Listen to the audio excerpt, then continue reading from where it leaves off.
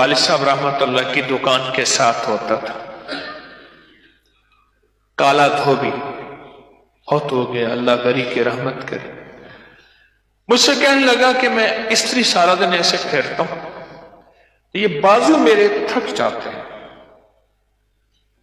سارے جہان کو دوائی دیتا ہے، مجھے بھی دے۔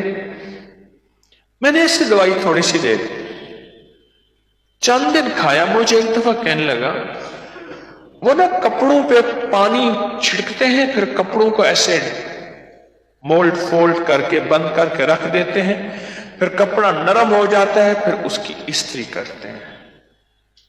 تو مجھے کہنے لگا کہ میں نے پانی کی بالٹی بھر کے لاتا تھا اور رکھ دیتا تھا، بھری ہوئی بالٹی پانی کی میں لے گیا، خالی لے گیا، اور بھری ہوئی بالٹی جب میں نے اٹھائی نا، اب ذرا دیکھنا میری طرف،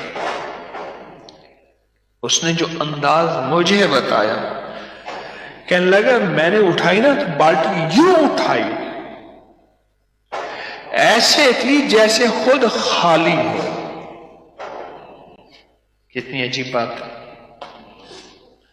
جو کہنے لگے دوا میں اتنی طاقت، اتنی قوت، میری بازوؤں کو پتہ نہ چلا۔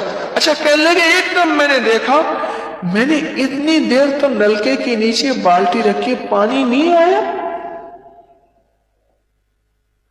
ایک دم میں نے دیکھا، پھر دیکھا نہیں، پانی تو آ گیا،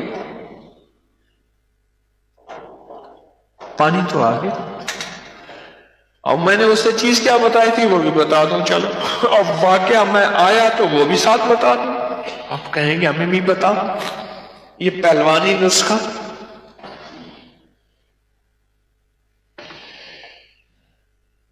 آپ بتائیں، ہمیں بھی بتا یہ پہلوانی نسخہ۔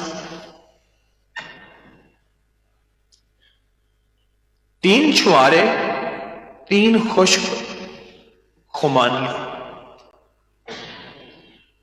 ٹھیک؟ چھواری کی گٹھلی نکال دیں اور اس کے ٹکڑے چھوٹے چھوٹے کر دیں، اور خوبانی خشک ہو اس کی گٹھلی نکال کے، یا نکلی گٹھلی ہو اس کے ٹکڑے کر لیں، ٹھیک؟ اور رات کو تھوڑے سے چاول ہوں اس کو ڈال کے کھیر بنائیں، کھیر 1 پاؤ 1.5 پاؤ کھیر، دودھ ہو، 2 چمچ چاول ہو، اس کو ڈال کے کھیر بنائیں، اور 1 بڑا چمچ 2 چمچ شہد کے ڈال کے رات کو رکھ دیں۔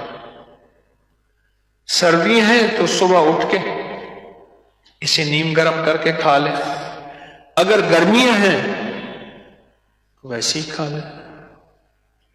یہ چیز میں نے بتائی تھی۔